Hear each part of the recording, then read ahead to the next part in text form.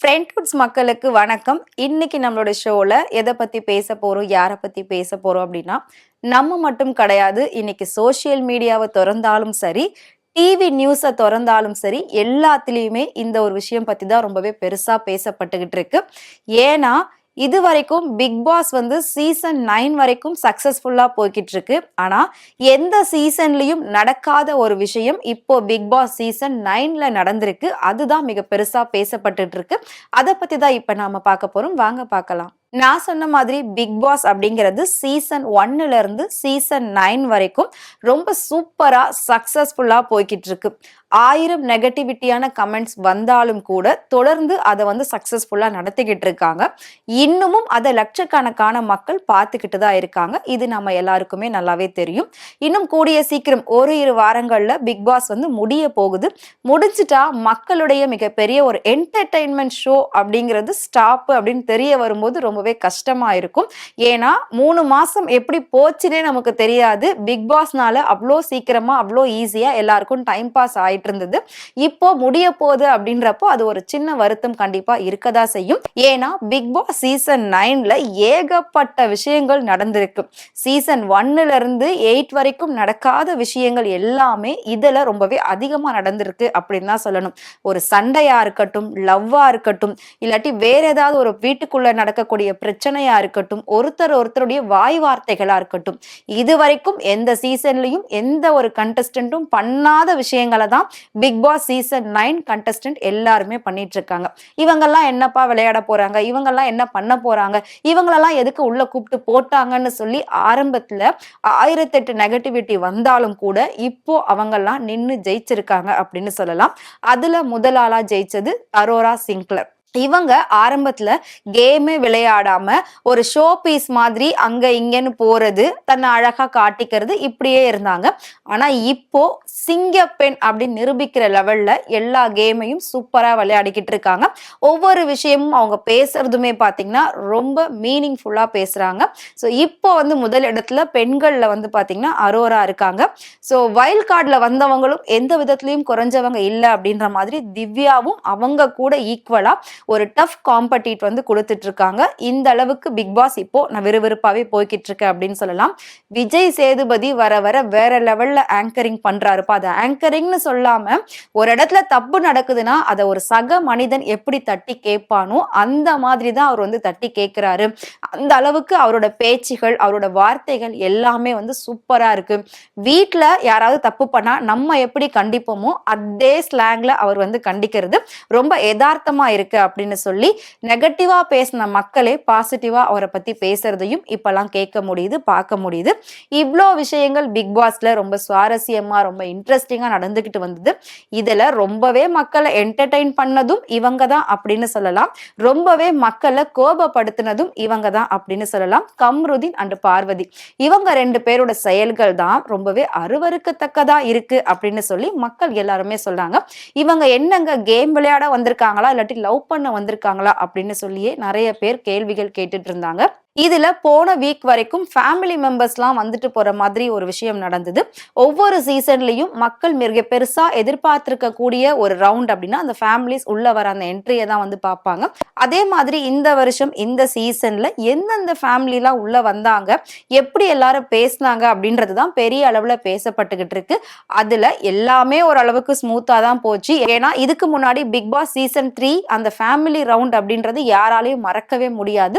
லாஸ்ட்லியாவோட அப்பா வந்து ஃபர்ஸ்ட் கண்டிக்க ஆரம்பிச்சாங்க. அதுக்கப்புறம் ஒவ்வொரு சீசன்லயும் அந்த மாதிரி கண்டிப்புகள் நிறையவே நடந்தது. ஃபேமிலி மெம்பர்ஸ்லாம் உள்ள வரும்போது அந்த மாதிரி விஷயங்கள் ரொம்ப நடந்துகிட்டே தான் இருந்துச்சு. இதுலயும் அப்படி நடக்கும் அப்படின்னு சொல்லி எதிர்பார்க்க இதுல எதுவுமே பெரிய அளவுல நடக்கல. பார்வதியோட அம்மா உள்ள வந்தாங்க, பேசினாங்க. அவங்க வந்து தான் பொண்ணு பண்ணது எதுவுமே தப்பு இல்லை, நீ பண்ணது எல்லாமே வெளியில நல்லா தான் இருக்கு. பிக் பாஸ் அப்படின்னா இதுல எல்லாமே இருக்கதா செய்யும். பட் இங்க நீ கேமை விளையாடிட்டு வெளியில வந்து மற்ற விஷயங்களை பார்த்துக்கோ, டீப்பா பேசிக்கோ, இங்க வந்து அதை பத்தி டீப்பா பேசாத அப்படின்ற மாதிரி அவங்க சொல்லிட்டு போனாங்க. அது மட்டும் இல்லாம இன்னும் பல விஷயங்கள் அவங்க பார்வதி கிட்ட பேசினாங்க. அவங்க பேசின நிறைய விஷயம் எல்லாருக்குமே தப்புன்னு பட்டிருக்கு. பார்வதியை திட்டினது இல்லாம அவங்க அம்மாவையும் சேர்த்து எல்லாரும் திட்ட ஆரம்பிச்சுட்டாங்க. இப்பதான் தெரியுது பார்வதி கிட்ட இந்த குணம் எப்படி வந்தது, எங்க இருந்து வந்திருக்கு அப்படின்னு பார்த்தோம்னா அவங்க அம்மா கிட்ட இருந்து வந்திருக்கு அப்படின்ற மாதிரி தான் எல்லாருமே சொல்ல ஆரம்பிச்சாங்க. முதல் முறையா பெற்றவங்களையும் தப்பு அப்படின்னு சொல்லக்கூடிய ஒரு சீசனா இந்த சீசன் அமைஞ்சிருச்சு. அதுவும் பார்வதி அவங்களோட அம்மாவால தான் இந்த மாதிரி ஒரு விஷயம் நடந்திருக்கு அப்படின்னு சொல்லி ஃபுல் நெகட்டிவிட்டியான ஒரு பேச்சுகள் வெளியில போய்கிட்டு இருக்கு. இது எல்லாத்தையும் தாண்டி தொடர்ந்து இவங்க 2 பேர் செய்யக்கூடிய செயல் நாளுக்கு நாள் குறையும் அப்படின்னு பார்த்தா அது அதிகரிச்சுக்கிட்டே தான் போய்கிட்டு இருக்கு. ஸோ ஏன் அப்படின்னா அவங்களோட அந்த லவ் ரொமான்ஸ் இது கொஞ்சம் கொஞ்சமா குறைஞ்சிரும். ஏன்னா ஹவுஸ்மேட்ஸ் எல்லாருமே சொல்ல ஆரம்பிச்சிட்டாங்க, நீ பண்றது தப்பு தப்பு தப்பு அப்படின்னு சொல்லி. யாரு என்ன வேணாலும் சொல்லிட்டு போங்க, நாங்க செய்யறதான் செய்வோம் அப்படின்னு சொல்லி கம்ருதீன் அவரு தொடர்ந்து பார்வதி பின்னாடியே தான் போய்கிட்டு இருந்தாரு. எல்லாமே பார்வதிக்கு சப்போர்ட் பண்ணிட்டு இருந்தாங்க. ஒரு பொண்ணு மனுஷனை எப்படி வேணாலும் மாத்தலாம் அப்படின்றதுக்கு பார்வதி அண்ட் கம்ருதீன் இவங்களோட ரிலேஷன்ஷிப் மிகப்பெரிய ஒரு எக்ஸாம்பிளா இருந்திருக்கு இப்போ. ஏன்னா ஆவதும் பெண்ணாலே அழிவதும் பெண்ணாலே அப்படின்னு சொல்ல மாதிரி கம்ருதீன் பிக் பாஸ்குள்ள வர்றதுக்கு முன்னாடி அவர் நடிச்ச அந்த சீரியல் மூலயமா அவருக்கு இருந்த பேரு மிகப்பெரிய ஒரு பேரு.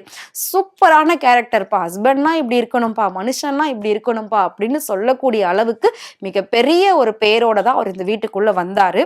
ஆனா இப்போ யாருமே எதிர்பார்க்காத விதமா அந்த ரெட் கார்டு கொடுத்ததுக்கு அப்புறமா அவரோட லைஃபே டோட்டலா பாத்தீங்கன்னா சேஞ்ச் ஆயிருச்சு அப்படின்னு தான் சொல்லணும். ஏன் அப்படின்னா பார்வதியோட நிறைய பேச்சுகளை கேட்டு கேட்டு கேட்டுதான் கம்ருதீன் தப்பான வழியில போக ஆரம்பிச்சாங்க. அதனாலதான் அவர் கேமை கூட ஒழுங்கா விளையாடல, யாரையும் மதிக்கல, எந்த ஒரு விஷயமும் அவர் சரியா பண்ணல. ஏன்னா ஹவுஸ்மேட்ஸ் எல்லாருமே சுத்தி சுத்தி சொல்லிட்டு இருந்தாங்க, அந்த பொண்ணை நம்பாத, அவளோட சேராத, அவ கூட பேசாம இருந்த வரைக்கும் நீ கரெக்டா இருந்த, பேச பேசதான் இப்ப பிரச்சனை அதிகமாகிக்கிட்டு இருக்கு, நீ வெளியில ஃபுல் அண்ட் ஃபுல் நெகட்டிவா தான் இருப்ப, மக்கள் எல்லாருமே உன்னை திட்டுற மாதிரி வச்சுக்காத, உனக்குன்னு ஒரு லைஃப் இருக்கு, வெளியில போயிட்டு அந்த லைஃப் எப்படி இருக்குன்றதை யோசிச்சு இங்க நீ இரு அப்படின்லாம் எல்லாருமே சொன்னாங்க. கம்ருதீனோட க்ளோஸ் ஃப்ரெண்டு கானா வினோத்துமே சொல்லியிருப்பாரு. பட் எதையுமே ஒரு காதுல வாங்காம இப்படிதான் நாங்க செய்வோம்னு செஞ்சுட்டு இருந்தாங்க. லாஸ்டா கார் டாஸ்க்லயும் 2 பேரும் விளையாடி இருந்தாங்க. அதுல பாத்தீங்கன்னா சாண்ட்ரா கம்ருதீனை காமருதீன் அப்படின்ற ஒரு வார்த்தையை சொல்லி பெரிய பிரச்சனையை ஸ்டார்ட் பண்ணாங்க. அதுக்கப்புறம் 2 பேருக்குள்ள வாக்குவாதம் போயிட்டு அதுக்கப்புறம் அடிதடியில முடிஞ்சு எட்டி உதச்சி சாண்ட்ராக்கு பேனிக் அட்டாக் இது வேற மாதிரி அப்படியே போச்சு. அப்ப கூட இவங்க 2 பேரும் கொஞ்சம் கூட அசரலங்க, அதெல்லாம் மெடிக்கல் டீம் பார்த்துப்பாங்க அப்படின்னு சொல்லி ஒரு பெண்ணா இருக்கக்கூடிய பார்வதி இந்த வார்த்தையை சொல்றாங்க. இன்னொரு பெண் பேனிக் அட்டாக்ல துடிச்சிட்டு இருக்காங்க, அதை பார்க்கக்கூடிய இன்னொரு பெண் பார்வதி இப்படி ஒரு வார்த்தையை சொல்றாங்க. இதுதான் மக்கள் கிட்ட மிகப்பெரிய ஒரு கோபத்தை உண்டாக்குச்சு. அவங்க 2 பேர் மேலேயுமே இருந்த கொஞ்சம் நஞ்சம் மரியாதை, கொஞ்சம் நஞ்சம் அந்த அன்பு, அந்த பார்வை கூட ஃபுல் அண்ட் ஃபுல் தப்பா போயிடுச்சு அப்படின்னு ஃபீல் பண்ண வைக்கிற அளவுக்கு அவங்க 2 பேரும் நடந்துக்கிட்டாங்க. ஸோ விஜய் சேதுபதியும் அதுக்கேத்த மாதிரி 2 பேரையும் கண்டிச்சு விட்டுருவாங்க அப்படின்னு தான் சொல்லி மக்களும் எதிர்பார்த்துக்கிட்டு இருந்தாங்க, ஹவுஸ்மேட்ஸும் எதிர்பார்த்துக்கிட்டு இருந்தாங்க. யாருமே எதிர்பார்க்காத ஒரு வேலையை விஜய் சேதுபதி இந்த சீசன்ல செஞ்சிருக்காரு. ரெட் கார்டு 2 பேருக்கும் கொடுத்து அனுப்பிட்டாங்க. இப்போ அனுப்புனதுக்கு அப்புறமா என்ன நடக்குது அப்படின்னு பாத்தீங்கன்னா வெளியில ஒவ்வொருத்தருமே ரெட் கார்டு கொடுத்தது சரியா தவறா அப்படின்ற மாதிரி கருத்து கணிப்புகள் நடத்திட்டு இருக்காங்க.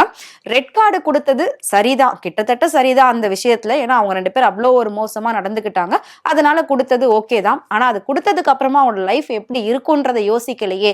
2 பேருமே ஒரு ஆர்டிஸ்ட் தானே, இதுக்கப்புறம் முழுக்க முழுக்க அவனோட வாழ்க்கையானது இதுக்குள்ளதானே இருக்கணும். ஆனா அதுக்கு இவ்வளவு பெரிய ஒரு தடை வரணுமா, இவ்வளவு பெரிய ஒரு தடை போடணுமா அப்படின்னு சொல்லி எல்லாருமே கேள்விகள் கேட்டுட்டு இருக்காங்க. பார்வதியை பொறுத்த வரைக்கும் அவங்க ஓரளவுக்கு வெல் செட்டில்டு தான். அவங்க தன்னோட யூடியூப் சேனல் வச்சு கூட எல்லாத்தையும் மேனேஜ் பண்ணிப்பாங்க, அவங்களுக்கான இன்கம் அவங்க கண்டிப்பா பார்த்துப்பாங்க. ஆனா கம்ருதீனோட லைஃபை பத்தி யோசிக்கும் போதுதான் அவன் இப்பதான் ஃபீல்டுக்குள்ளே வந்திருக்கான், ஒரே ஒரு சீரியல் தான் பண்ணிருக்கான். சோ அதுக்குள்ள ரெட் கார்டு கொடுத்து அவனோட லைஃபையே ஸ்பாயில் பண்ற மாதிரியான ஒரு விஷயம் நடந்தது யாராலையும் கண்டிப்பா ஏத்துக்க முடியாது. அந்த ஆண் எவ்வளவு பாதிக்கப்படுவான் அப்படின்ற மாதிரி இன்னும் பல பேர் கம்ருதீனுக்கு ஆதரவா சொல்லியிருக்காங்க. சோ நல்லா அவன் போயிட்டு இருந்தான் அப்படின்னா ஓகே, பட் இந்த மாதிரி ஒரு பொண்ணு பேச்சை கேட்டு இவ்வளோ நெகட்டிவா கெட்ட வழியில போனது ரொம்ப பெரிய ஒரு தப்பு தான். ஆனாலும் அதை அவன் அறியாம தெரியாம அவன் மேல இருந்த ஒரு அன்புனாலதான் செஞ்சானே தவிர எதுவும் மனசறிஞ்சு செய்யல. சோ அவனுக்கு இந்த ரெட் கார்டு மேபி கொடுக்காம இருந்திருக்கலாம், பார்வதிக்கு மட்டும் கொடுத்து கூட வெளியேற்றி இருக்கலாம் அப்படின்னு சொல்றாங்க. மக்களாகிய நீங்க என்ன நினைக்கிறீங்க? பார்வதிக்கும் கம்ருதீனுக்கும் சேர்த்து ரெட் கார்டு கொடுத்தது சரியா, இல்ல பார்வதிக்கு மட்டும் கொடுத்துட்டு கம்ருதீனை மன்னிச்சு விட்டுருக்கலாம் அப்படின்னு நீங்க நினைக்கிறீங்களா அப்படின்றத மறக்காம எங்களுக்கு கமெண்ட் பாக்ஸ்ல கமெண்ட் பண்ணி சொல்லுங்க. அது மட்டும் இல்லாம இதே மாதிரி நிறைய இன்ட்ரெஸ்டிங்கான விஷயங்கள் டே பை டே நீங்க தெரிஞ்சுக்கணும் அப்படின்னு நினைச்சீங்கன்னா மறக்காம ஃப்ரெண்ட்ஹுட் சேனலை ஃபாலோ பண்ணிக்கோங்க.